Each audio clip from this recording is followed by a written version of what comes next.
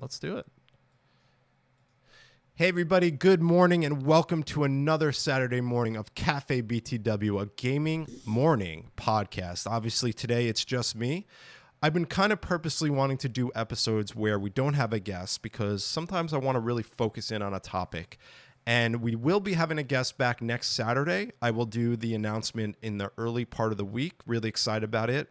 If it comes through and we get the guest on, we're going to be talking about stand-up ads that you see normally in, retro stores or stores in general when you used to buy video games. But that said, welcome to another episode. I'm so happy to have you here at the cafe. I have my coffee. I hope you have some coffee or tea or whatever you might have. Today's a very special episode.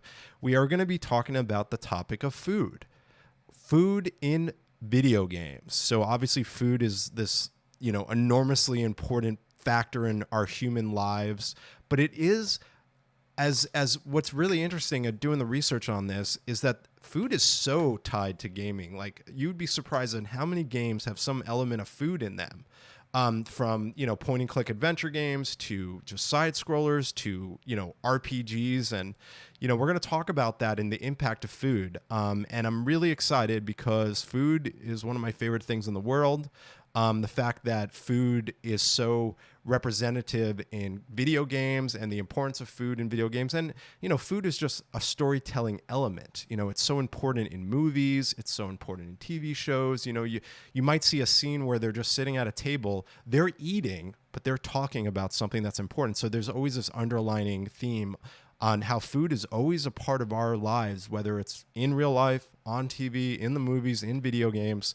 But today's focus is going to be more on food in video games. No Fear says Pizza Hut was everywhere back in the day. Crazy how they've gone down with all that advertising in the 80s and 90s. And that's a great example, which I didn't really dig into, is, obviously food using video games for advertising purposes. You got you got Happy Meal toys with the Mario Brothers, and you got Sonic toys at Burger King, maybe. I don't remember. But it is so tied to video games. So I'm really excited to kind of dig into this topic. But before we get into that, I do want to say that I want to talk about a few things before we get into the topic today, like I always do. I am going later today. It is storming here in LA. It is pouring, but we are going to be going to the Bits and Beers event at McLeod's Ale Brewing Company, which is one of my favorite breweries in Los Angeles. It's a Scottish brewery. And hey, Phantom Cat Punch, welcome to the Cafe BTW for the first time. Appreciate it. Welcome. But I will say that this is a really cool event. So it's one of those retro swap events where there'll be vendors, there'll be local SoCal retro stores here set up at the brewery. And I want to show you how awesome this brewery is. McLeod's is a Scottish brewery that started as a small little closet, and they've really expanded over the years. They're in Van Nuys, California, which is in the wonderful San Fernando Valley, where they shot Karate Kid and all these crazy, Cobra Kai shows, stuff like that. But it's a wonderful brewery. I support them immensely. They are so important to my LA life, and we're going today not only to get some really good brews, but to also experience the Bits and Beer event, which I think is cool. It's a mixture of bringing in retro gaming to beer. So I will be there today. I'm going to be doing some content on my TikToks and my Instagram Reels, and you'll see some stuff on my Twitter. So if you're interested in seeing how that all went, I'm looking for I'm focusing on Game Gear. What's funny is I went to this retro swap a month ago and none of the vendors had Game Gear. And they're like, well, no one wants it. I'm like, well, I want it because I've been kind of reverse collecting where I'm focusing on, video games that people aren't necessarily looking at. And Game Gear is very affordable. It won't break your wallet. You can get a Game Gear game from $8 to $20. Some of the big ones are, up there, but for the most part, Game Gear is super cheap. I also want to shout out Retro 64 Customs, who reached out to me on Instagram, and they're like, hey, we're doing these custom graphics for N64 cards. And I said, yeah, why don't you use my podcast logo? So I just want to share them on the show. They're Retro 64 Custom, just a new account, and they're making all these cool, and they said eventually they're going to be making these physical, but they do really cool art on N64 cards, and I really think that's funny. Oh, Costco, DK Oldies. But just want to shout them out because they were really kind enough to reach out to me, and I said, yeah, sure, why not, Of course, I have no problem with you taking my logo and turning it into a N64 card. I do like the Microsoft Windows 95 N64 card. No Fear says Game Gear was my jam. I played Road Rash and NBA Jam for hours in the car. So many AA batteries met their demise because of me. Yeah, that was kind of like the overall issue with the Game Gear. But, you know, it's really a product that not a lot of people are focused on. And most of the time, Game Gears aren't in great shape. They don't really hold up really well. But they're cheap. And if you're looking to collect them, now's the time because they are affordable. I do want to mention, too, one shout out to our Twitter retro gaming community, which had its 1 year anniversary. You know, I've talked about it on the show. If you're interested, we have a retro gaming community on Twitter. It's a private feed. If you go to my Twitter at the top, there's a pinned tweet to join. We have to invite you to join, or you join and we'll let you in. But it's a safe place where you can share your love of retro gaming in a safe manner. You know, maybe your main Twitter account isn't retro gaming focused, but you can come in here and know everything you focus and post in this community stays in this community. So a really awesome shout out to this community. We're nearly over 2,100 members in a 1 year is fantastic. I don't know what to say, but I did share a big thank you because one thing that I care about the most is curating and being a positive force for the retro gaming community. I don't get involved in all this negativity that's out there, and I'm not going to talk about that. I focus on the positive. So if you're looking for that, come to the retro gaming community. We make sure we curate, we're moderating, we're keeping the bad stuff out, and we're keeping the good stuff in, and we're highlighting that. So if you're interested, again, it's my pinned tweet on my profile at Love Retro BTW, same as Twitch here. It's right here at the top. Feel free to join. We're closing in on 2,100 members, and I am so thankful to all of you. So thank you so much for being part of that. It's been really rewarding, and if I could give back in a positive manner, there's nothing more I could say about this awesome community. All right, let's get into the topic at hand. Now, I thought because food is the topic and we're talking about food and video games, I think it's really important to note, what the hell is food? And I know that sounds like a weird question to ask, but I think we need to talk about food in general first. And I usually do that. And remember, everyone, I am no way, shape, or form a food historian. I don't, study food, but we eat it. And I want to say that I'm a food enthusiast, aside from being, retro gamer. Everyone always says, I really like food. And I feel like, doesn't everyone really like food for the most part? But anyway, what is food? And according to National Geographic, they state that food is one of the basic necessities of life. Food contains nutritious substance essential for growth, repair, maintenance of the body, tissue, and for regulation of vital processes. So, of course, you have vegetables. I thought I wanted to talk about, when was food even considered food, right? What was the first thing that mankind put together that could be called food? And I was doing a lot of research, and it looks like bread is literally the first thing that mankind made through a recipe and put together to form something. And it's really interesting if you think about it. There was a time when bread didn't exist, but someone or some people figured it out, right? How do you cook bread? And I found this really cool tidbit here. According to the history, the earliest bread was made in and around 8000 BC in the Middle East, specifically Egypt. It was first known for using a grinding tool, and grain was crushed, and the bakers produced what we now commonly recognize in its closest form to bread. So I really think that's interesting, and I'm not surprised there, because bread makes the world go around. It is essentially the greatest food out there. I mean, you can combine bread with nearly anything. I'm from New Jersey. I grew up a sandwich guy. Yes, there's Jersey Mike's for a reason, right? But, I didn't go to Jersey Mike's in New Jersey. I went to Jersey, mom and pop sandwich shops. It's funny, out here in LA, sandwiches are kind of treated more like boutique-y in the sense. I don't know. Can't explain it, but No Fear says bread and beer were the two food groups. Yes, they were. And actually, funny you mentioned food groups. I think, and look, I know we all went through this in elementary school, but I think it's important to recap exactly before we get into video games and food, what were the important elements of the food groups? Of course, you have your food pyramid, which is one of the most famous charts that you ever will see, even as a kid, because this is how they describe the food groups to you as a child. So now I'm treating you as a child, and we are going to go through the food groups together again. Obviously, at the bottom, which we talked about, you have your bread, your cereal, your rice, your pasta group. And that is at the bottom of the chart, obviously a major part of it. The vegetable group brings you up here on the left. And then you have the fruit group as well, kind of on the same level there, because vegetables and fruits kind of go hand in hand. Then you move up the chart on the pyramid, and you got your milk, your yogurt, your cheese group. And then on the right there, you got your meat, your poultry, your fish, your dry beans, your eggs, and your nut group. And then at the very top, you have your fats, your oils, and your sweets.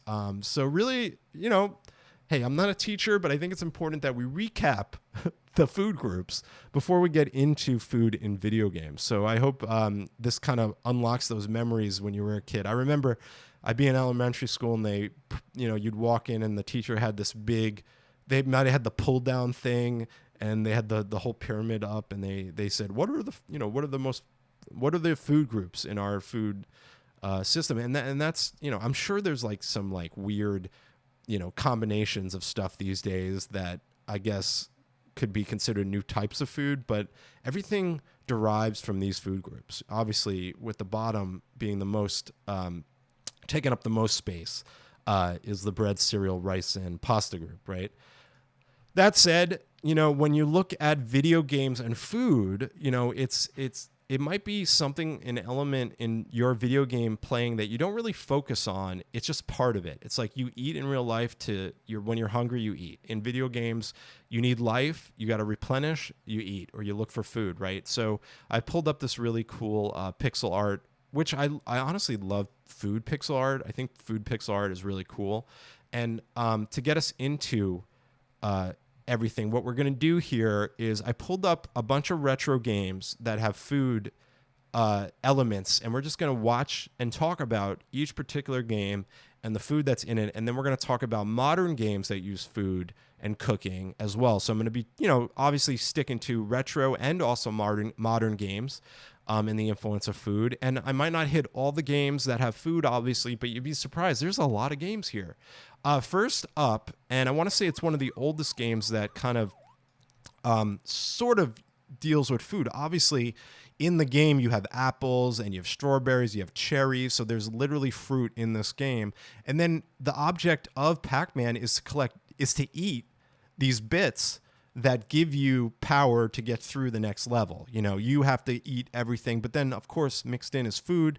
So I want to say that even though these bits aren't technically like a real food, you're still in the process of munching and eating in Pac-Man. So I think it's super important to mention Pac-Man as one of the early games that involved using, in its main gameplay, food. So that is one. And then one that is obvious, and one of my favorite arcade games of all time, is the wonderful Burger Time, which directly is about food. I mean, you're literally a chef walking over cheese and lettuce and bread, and you're building burgers and at the same time you're being chased by eggs and sausages, and you're throwing pepper at them. This is the most iconic of food-based, this isn't the fact that food is included in a game. This is literally a game about food. And I love this game. I mean, if you've never played Burger Time, it's a very easy game to play. It gets really hard.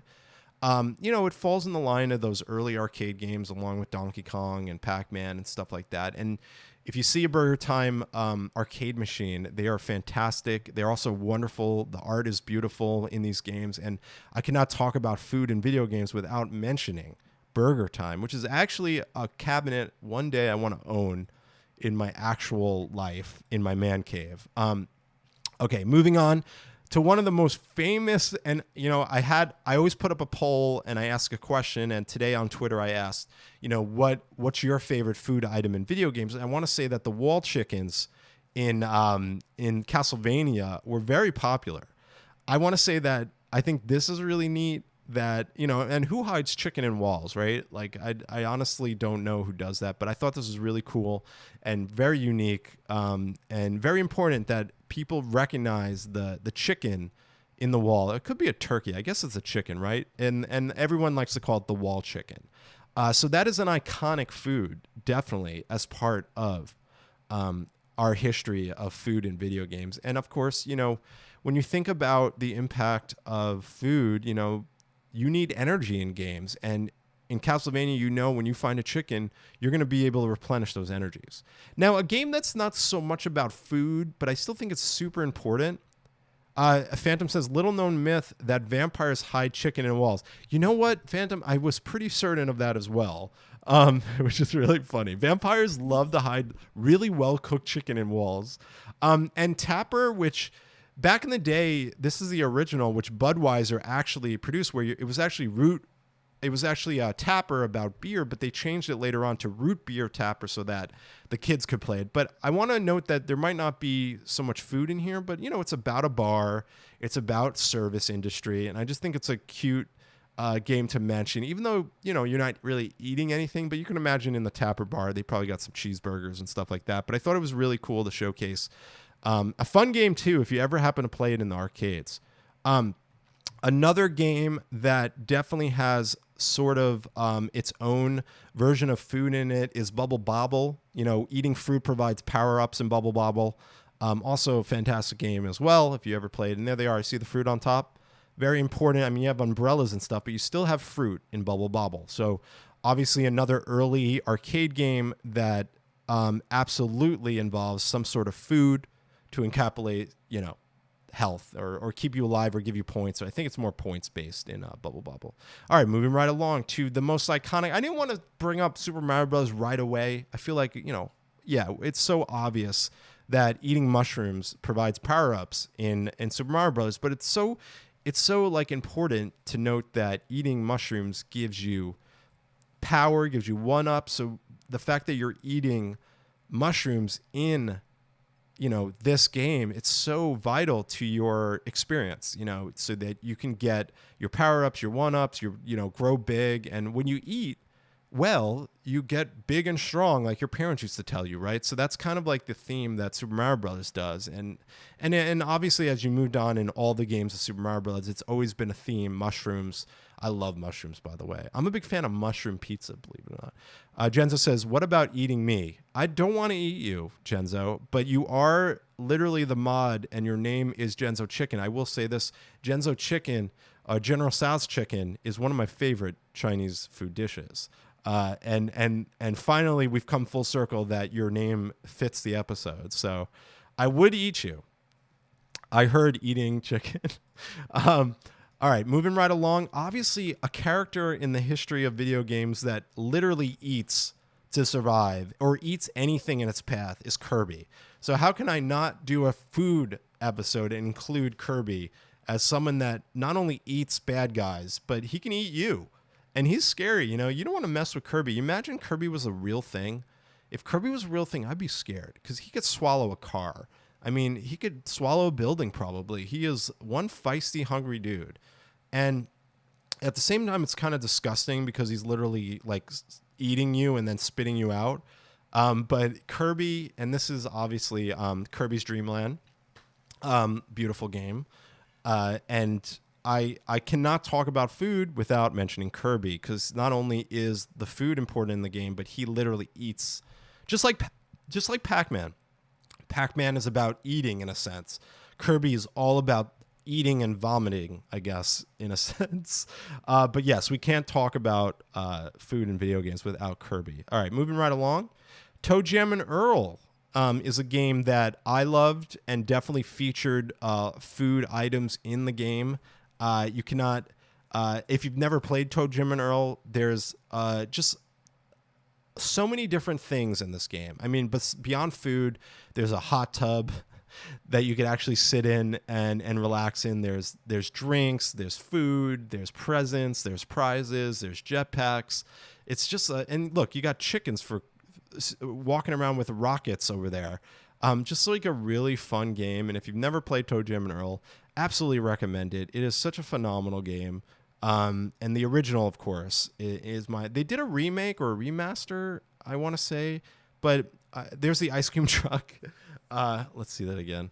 Where did that go? Whatever. But anyway, another great game, another fantastic game that does have. There's the ice cream truck. See it? Oh my God, there it is. Really cool. No Fear says eating and food are universal. Perhaps that's why these games did so well. Yeah, I mean that's part of it. But as you like start to like really invest into, how was food interweaved into games, it's really become notable to notice that they're just there. Like it's so important that food is just there, right? Bonk's Adventure has carrots. As you can see with his big head, he's collecting the carrots. Again, more food in games. Another retro game with a little bit of that element involved, of course. So if you've never played Bonk's Adventure, definitely recommend it. One of my favorite beat 'em up games of all time is Final Fight. In Final Fight, you knock over garbage cans, and just like vampires hiding chickens in walls, someone's hiding turkeys. I think they're turkeys. I want to say they're turkeys. I might be wrong. They probably are chickens, but someone's hiding chickens in garbage cans, and then you punch the garbage can and boom, there's your chicken or your turkey. This always reminds me of Thanksgiving. I feel like around Thanksgiving time, I want to play Final Fight, but in Final Fight, which is one of my favorite beat 'em ups of all time, there are chickens on the ground underneath garbage cans. And again, very similar to the wall chicken in Castlevania. I'm not sure if it's kind of a throwback to it because they do look pretty similar, but definitely need to note that. Another game that you might not have played is called Mr. Do! And Mr. Do! Has tons. It kind of looks like Dig Dug, but obviously the game focuses around food. You got cherries, you got, whatever those things are, those candy apples, it looks like. And he looks like he's wearing like pajamas. I've actually played this maybe just a couple of times, but another example of a retro game where food is very much a part of the main focus. And if you haven't played Mr. Do, I do recommend it. It's kind of a game I need to try playing now. Genzo says, stuffing me in a garbage can now. No, Genzo, no. That's General Tso's chicken, my friend. We don't stuff that into garbage cans. We stuff that into Chinese takeout boxes. But anyway, you probably never heard of Mr. Do. All right, moving right along. Dig Dug, of course. In Dig Dug, you also eat carrots that provide bonus and points and other rewards. No Fear says, stuff it in my stomach, making me hungry. I'm hungry too. We're getting pizza today at that brewery today. I am stoked. Pizza and beer. Dig Dug, of course, is another classic retro game that absolutely needs to be mentioned in the world of video games and food. And I know I can't talk about video games and food without mentioning Dig Dug.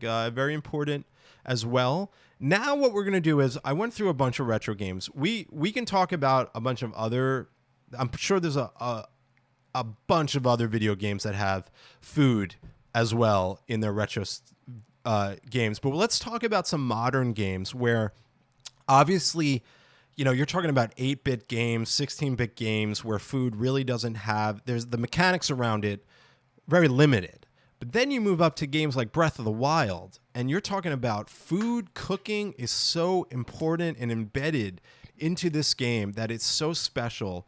And I love how this is really where the impact of food in games creates a mechanic in a game where you literally have to cook in order to survive, or you make recipes and you mix different items that you get. It is so clever and it's so well put together in Breath of the Wild that we have to talk about the wonderful cooking mechanics in Breath of the Wild. I mean, I go on the internet and there's people trying to make these dishes in real life. It's really a phenomenal example of a modern game that has cooking. And I love the animation of throwing in the stuff. It's really gives you that like warm, tingly feeling waiting for the recipe to finish. Tao, hey Tao, coming in late. Did we give a nod to Burger Time? We did, Tao. We did very early in the episode. We did.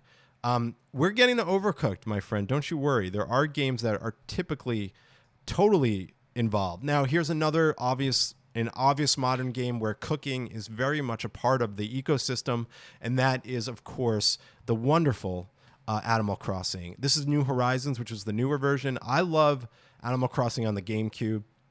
I'll be honest, I can't get too into Animal Crossing. I think it's a great game, but we need to talk about, if we're going to talk about food, farming, we cannot not talk about Animal Crossing. And honorable mentions to games like Stardew Valley, a bunch of those types of management cooking games, even Farmville, and then you got Farming Simulator where you're literally farming stuff. And then Minecraft, of course, you can't forget Minecraft. I didn't pull it up because I feel like, I could just talk about Minecraft, but Minecraft's another game that deals with not only food as a health, but also for farming.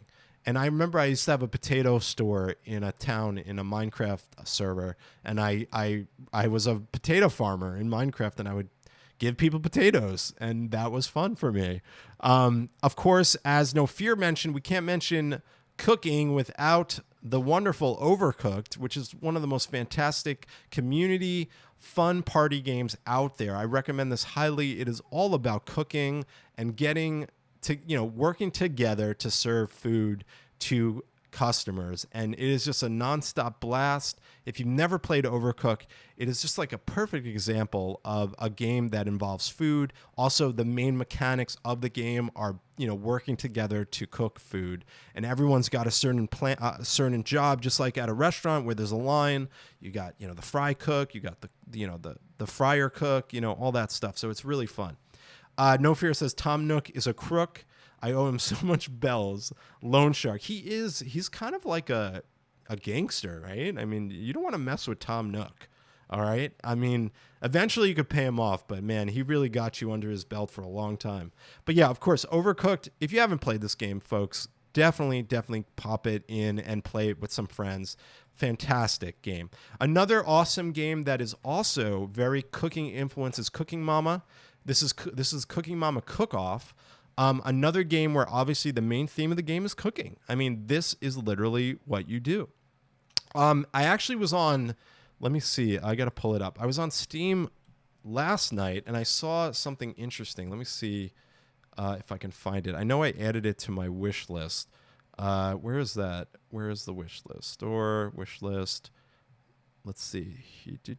Oh my God. No. By date added. Here it is.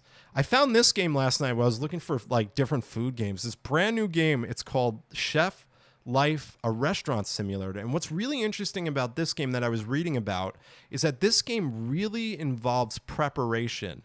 So it tries to simulate cooking as much as you need to do. Like you go into the refrigerator, you grab everything you need. It's kind of like Overcooked, but a little bit more detail. You have to go shopping.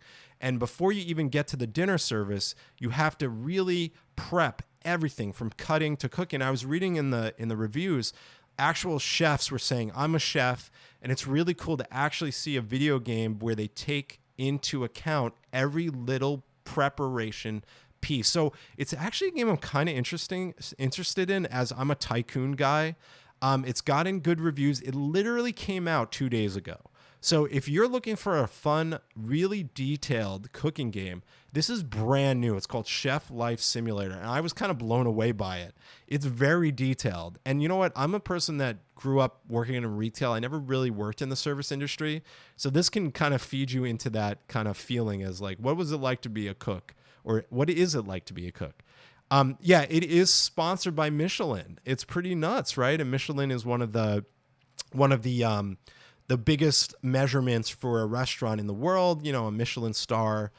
I think the history there is that Michelin used to create these travel guide books back in the day, because when people started having cars, they were driving to restaurants, and Michelin thought it was smart. Like, why don't we start rating restaurants? And that's how like a car company or a tire company got involved with measuring restaurants. So really interesting that the highest form of rating for the cooking industry was by a tire company. But it actually makes sense. But that was a story. I mean, I'm probably butchering it, but I know that it had to do with their travel books. I love the Final Fantasy series, but I'm really into, and I don't think a lot of people talk about how good Final Fantasy 15 was, and especially the food side of it. I mean, you have cup of noodles in this game. There's literally a cup of noodles quest line. But look at the quality design of the food in Final Fantasy 15. So brilliant and beautiful. And like, honestly, I really just want to dive into this and eat it. Genzo says, and made the guide to get people to drive more. Yes, that's right. So I was sort of correct on that. Really interesting. But obviously, look at the wonderful art that Final Fantasy brought us. And by the way, Final Fantasy 16 is coming out this year, finally, after God knows how long we've been waiting. Actually, we haven't waited too long for a separation between Final Fantasies, but I don't think people talk about Final Fantasy 15 enough. And here's another example of a fantastic game that is utilizing food in an artistic way beyond just eating it. I mean, look at all these dishes. They look real, and I just want to eat them. Okay, so moving on. Another cool game that is an indie game called Donut County, which the name of the game, obviously is called a donut, and it's named after a game. This is a beautiful game. I pulled it up because I just like the name of it, and again, it's a reference to food, as a lot of games are. It's so crazy how many games really revolve around food, and even the titles of their games revolve. This is a fun game, by the way, if you ever played it. I recommend it. Another game I want to talk about is obviously the Yakuza games. The Yakuza games, which are kind of like the modern era and where we've come from Shenmue games. And obviously in Yakuza games, it is super vital. And your experience in these games is really fun because you can go into restaurants, you can eat different food, whether it's going into a ramen place or any other places that have food. But Yakuza, I cannot talk about food without mentioning Yakuza games. They're really cool. They really highlight the restaurant industry. Oh, what happened here? There we go. And there's all hundreds of different variations of food in Yakuza. And you interact with the restaurateurs. You're really seated in this kind of experience by being able to go anywhere you want. And I believe this is Yakuza 0. And if you haven't played the Yakuza games, they are fantastic. If you liked Shenmue back in the day, this is really where Sega has evolved from. I did an episode with Retro Blast, and shout out to Retro Blast, and we did an episode on Shenmue, and obviously I believe we talked about how food was very important in Shenmue, and this is kind of where it's all evolved to in the Yakuza series. And there's, look at this. You got tripe barbecue, you got sirloin, kimchi combo, stone cooked Korean food here and stuff like that. Like, really, really awesome. Now let's tie it all together and let's look a little bit deeper. I like this article because it says the 12 most iconic video game foods of all time. So we didn't talk about cake in Portal. If you ever played Portal, there's the cake. That's very, very influential. So we can't talk about that. The grog, which is, obviously not food, but it's beer. And in Monkey Island, you're in a bar and they're drinking the beer. The cheese in Elder Scrolls Skyrim. So you can't forget that there was this whole thing where in Skyrim was often held it as a game of endless possibilities, possibly included turning the game's dragons into Thomas the Tank engines and cascades of cheese wheels so large it would push your PC to the limits. And then, of course, we talked about mushrooms in the Super Mario series. Strawberry cake and Harvest Moon is also an iconic food. We have The Sims, which I didn't talk about. Obviously, The Sims eating is a part of the game, keeping yourself alive, and obviously eating and cooking is also a big part of Sims. And they say the turkey dinner is iconic in The Sims. This is a cool one. The elixir soup in The Legend of Zelda: The Wind Waker is an iconic food. I don't know if anyone remembers this, but I sure do. The sandwich in Team Fortress. I believe this is Team Fortress. Isn't that right? The sandwich sure looks tasty. Yeah, this is Team Fortress 2. The sandwich sure looks tasty for a sandwich made out of scrap metal. This is the first consumable available available to the heavy in Team Fortress 2. And man, I used to play Team Fortress 2 like crazy back in the day. And then, of course, the sea salt ice cream in Kingdom Hearts. That is actually pretty iconic too. we didn't talk a lot about ice cream. Butterscotch cinnamon pie in Undertale. You found a slice of butterscotch cinnamon pie. So Undertale finds ways to move us while flipping a host of video game tropes on their heads. Lost in a strange land, your only real guiding light, which leads you back to your home, where you can get a chance to taste this wonderful meal of butterscotch cinnamon pie. That sounds really good, by the way. Oh, look at that. Nuka-Cola, which obviously isn't food, but I think that in Fallout, there's definitely food in Fallout. You can eat like poisonous food, like all this kind of crazy stuff. But obviously Nuka-Cola is definitely mentioned. Hey, Mikey. Mikey says the best use of food was really utilized in Breath of the Wild. They really changed how food was used and restored. I don't know if you were here, but Mikey, we did talk about Breath of the Wild. You were absolutely 100% right. Breath of the Wild is fantastic. We featured, when we got to the modern section, we talked right away about Breath of the Wild. Absolutely, my friend. I'm glad we're on the same page, because you're right. I think that the mechanics of Breath of the Wild were awesome for cooking. And here it is. Here's the, I pulled up the video, and I love the animations too. So I'm excited to see the new one and how they advance and really build out the cooking element of the game. I'm sure they're going to focus on it just like they did in this one. Back to the article. I think that was the last one for the 12. So we talked, just kind of like to summarize everything that's happening. The role of food in video games and the impact it has is so, I think it's not focused on. And I think that's why I wanted to do this episode, because I feel like I've never done an episode on just food in video games. And I feel like it's something that goes unnoticed, but it's so important. It's so, like, you just know, because you're a human, right? You need to eat to survive. So in a video game, it only makes sense when there's food. You just fall on it and you do it and you eat it, whatever that means. You get the wall chicken in Castlevania. But I don't think you really take a step back and really think about it, right? So that's why I really want to focus on this. And I hope that, what we've gone through on this really harps back to really taking kind of a respectable look and appreciation for food and video games.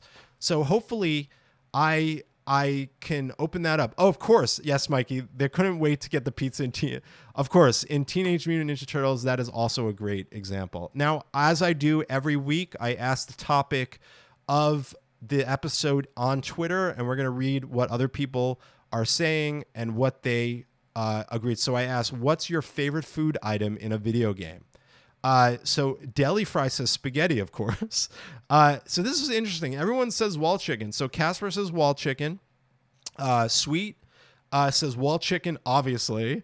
Goofball says Castlevania wall meat, but I also like to pretend that the hearts dropped by enemies are supposed to represent their actual internal organs, with savage Simon Belmont eating them out of spite when picking them up. That is really a great take. John says the power nut from Link's Awakening. Awesome callback. And just like Mikey mentioned, the pizza is always welcomed in the Turtle games, of course. Another wall chicken. Folks, we've had 4 wall chicken mentions already. And look, another Daniel Son says, give me that wall meat. And another example, which we pulled up earlier. Wow, everyone seems to remember the Castlevania wall meat as opposed to like a lot of other games. Tao says the need and for joy of food transcends cultures. That's right, Tao. Phantom Cat Punch says Skyrim survival mode changed the dynamic of the whole game around food. But it was wall chicken, or is it beef? It's wall chicken, I believe. I mean, I don't know actually, but that's what everyone says.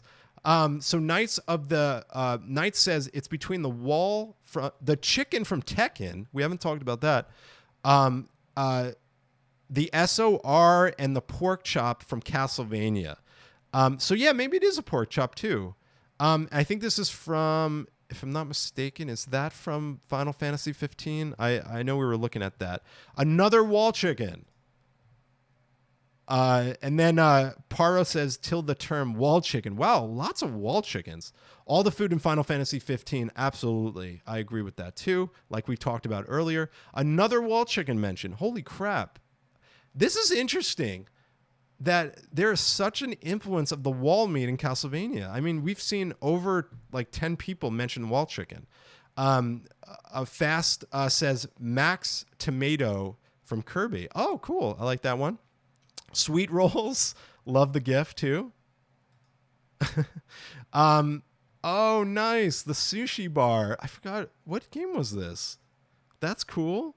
Guiding Light says, how has nobody mentioned the borderline food pornography that is the canteen in the recent Monster Hunter game?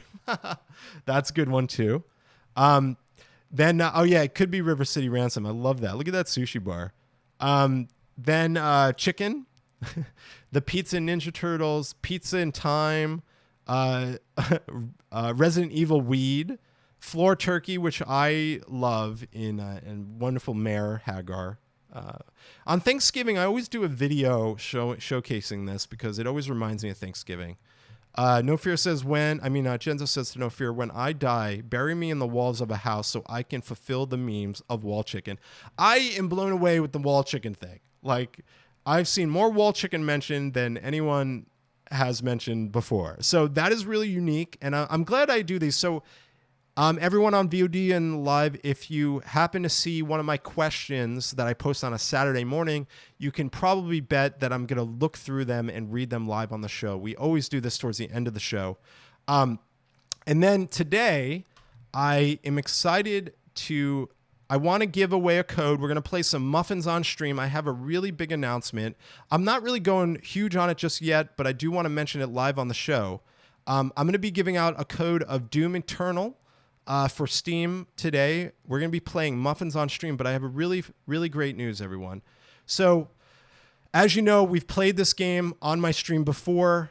It's Muffins on Stream. It's a game that I've been working on with my business partners. We're the company Battery Cake, and we have gotten approved by Steam for a release of Muffins on Stream. The interactive engagement game is officially going to be available in 2 weeks on Steam for purchase, and I'm going to have codes to give out. I am so excited. I don't know how to tell you guys that I've worked really hard to even get to this point. And the whole thing with this, and I'm about to cry, is that I had an idea for a game in 2010, and it's a side-scrolling adventure game. This is not that yet, but this is one step closer to maybe finding funding. And when this comes out, I want you guys to help me get the word out. And we're going to play it in a second, but I do want to play a video. This is the opening cinematic trailer for Muffins on Stream, and I'm going to play it for us right now. Where heroes often rise. So let's enjoy the cinematics. Here we go.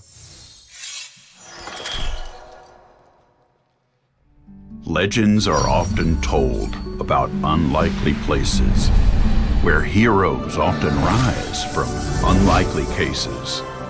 In the bustling baking capital of the world, Flowerden, Molly the muffin maker finds herself in a predicament that will change her life forever. But when evil emerges from her tragic mistake, will Molly learn the skills it takes to fight back the darkness? Welcome to Muffin Tour Legacy, Muffins on Stream.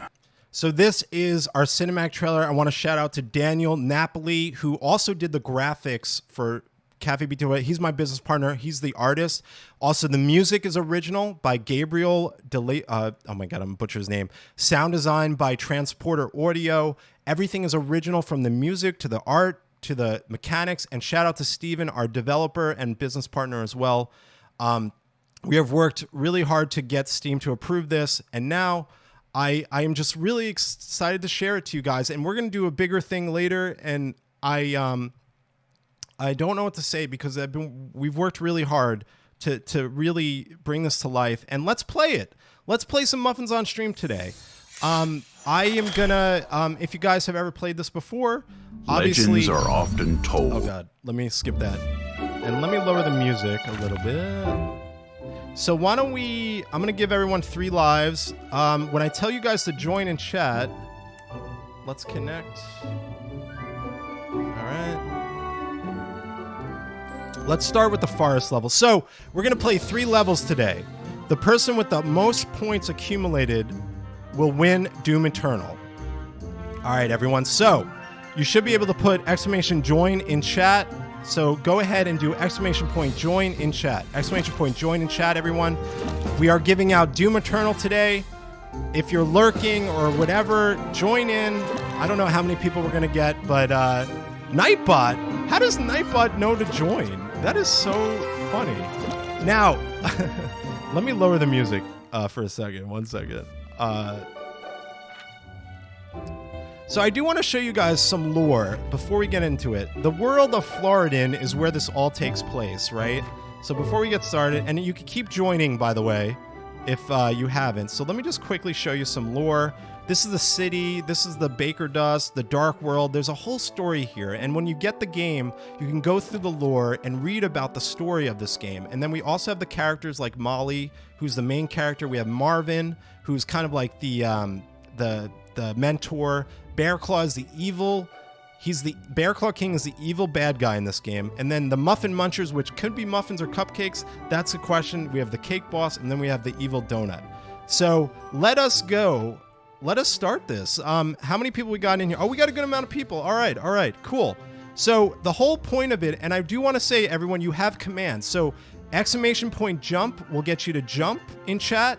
If you do zoom, you'll kind of do a zoom. So when we start the match, you can actually do things to protect yourself. So you each have 3 lives. You could do exclamation point cover or wall. And I'll keep these up so you can see them. So why don't we start the round? We're going to do 3 rounds. The person with the most accumulated points in 3 different rounds will win Doom Eternal. Here we go. Don't forget to do your commands. We got exclamation point jump. You got zoom. You got cover. So don't forget in chat, if you want, you can do these commands on the right there. And they're right there. Let's see who survives this first round. Let's see. Oh, Mikey did a shield there. He knocked Molly off. All right, we got some people dead. Genzo's already defeated. We got a few more people. Oh, No Fear is out. Sorry, No Fear, you're out. Oh, Phantom's out. Mikey's out. Oh, Nightbot's out. Why is Nightbot in there? We got 3 people left. We got Way. Oh, he just jumped, but Molly got you, Wolf. But Tao had the cover. We got Manny and Tao left. Got Manny and Tao left for the final round here. Who's it gonna be? Tao of Power got first place. We got Manny with 2nd place, and we got Waywolf Knight with 39 points. And you get points by how long you last. So we had our top 2. It almost like a tie there, but it looks like Tao got more points. All right, let's go to the next round. We're going to our second. Remember, 3 rounds accumulate. So exclamation point join in chat, everyone. Let's keep the points going. You got to rejoin. Exclamation point join in chat, everyone, to do the second round here. Second round. Here we go. This is the donut. Remember, everyone, we're doing 3 rounds. So we're going to do 1 more after this, and then whoever has the most accumulated points will win, just like in Mario Kart. Is everyone in from the last round? You can join even if you didn't do the last round. But I think we're all here, right? Oh, we got Wayward. I'll give it a few more minutes. And remember, you still have your commands. We have your jump command, you have your zoom command, you have your cover command, and you have your wall command. Okay? All right. I think we're ready. Are you all ready? Here we go. Round 2. Remember, we're doing 3 rounds, and the winner will get Doom Eternal from points accumulated. Here we go. Let's start the round with Donut. Good luck, everyone. Muffins, cupcakes, going to squash them either way. Here we go. Good luck.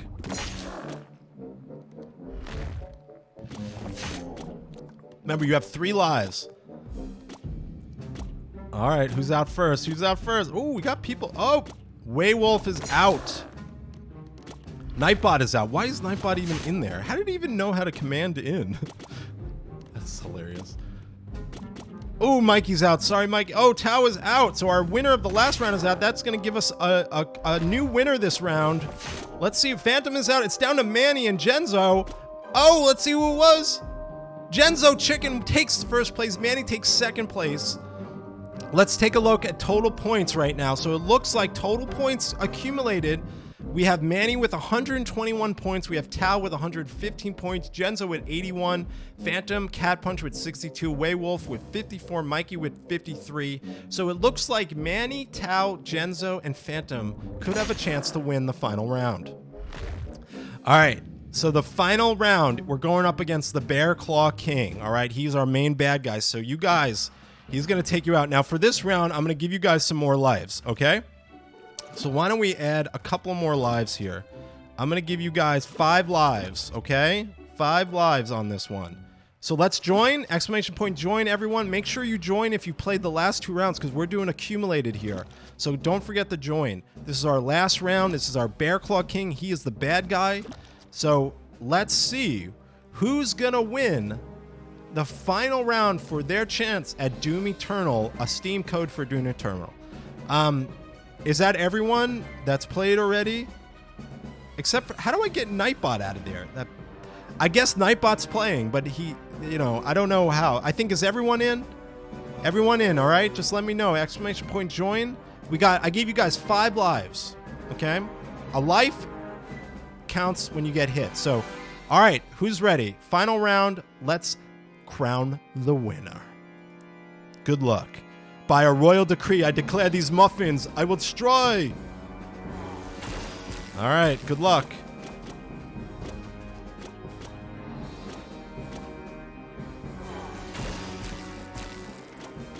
You don't want him to... He's going to attack you with some... Oh, we're getting... Oh, here comes a really hard one. Oh. Oh, Nightbot is out. Watch out. He's got some other moves here. Oh, maybe he's just going to keep doing his ball move. Oh, we're getting down to it now. Oh, look at that. Genzo and this Retro Life got hit hard there.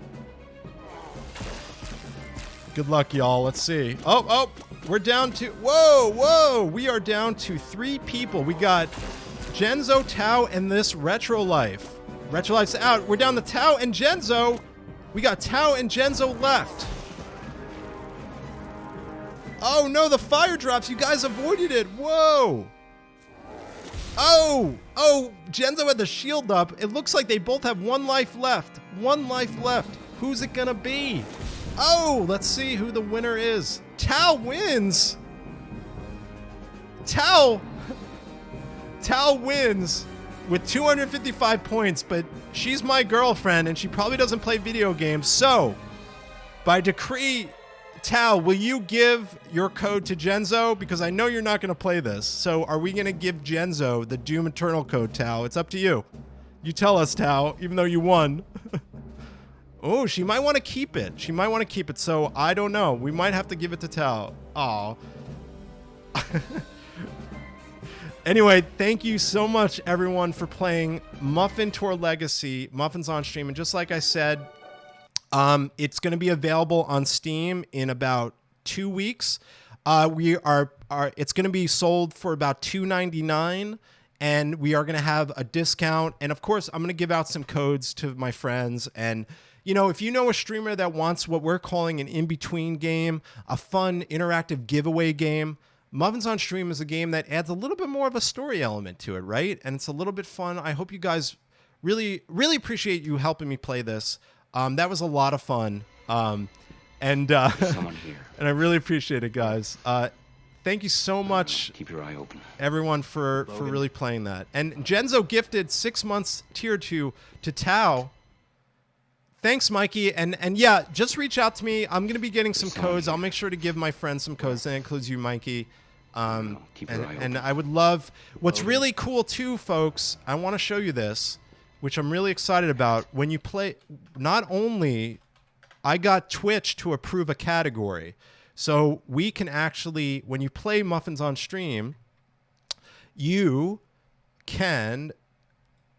add it as a category, which is even cooler. Look at that. Muffins on Stream has a category. That is a win. I worked hard on figuring out how to even do that. So when you play Muffins on Stream, you could actually create its own category as well. So if you guys could do me a huge favor and follow the category, it's right here in chat. It would mean a lot to me. So we literally have Muffins on stream on Steam and on Twitch. So when you play it, you can actually showcase it in an aggregated fashion. I went over a little bit today. I do want to thank everyone so much for this. Was a fun episode, and I really enjoy doing some episodes where it's just me hanging out with my chat and talking about food and stuff like that. Muffins on Steam might be a different category. Careful on that one. Possible to shorten the commands. Yeah, we're working on that. We have had feedback on that, yes, but we also want to make it hard on you. But that said, really thank everyone. Remember that we will be back next Saturday. I will be having a guest next Saturday, and if it works out, we're going to be talking about stand-up advertisements. And I do want to say a big thank you to everyone that joined me on the live today. I wanted to thank everyone that is watching on VOD on YouTube. Remember that we only get one shot at this, so you might as well be nice to people. Until next time, I'm Andy, and this is Cafe BTW, a gaming morning podcast. See you all next time, and thank you so much once again.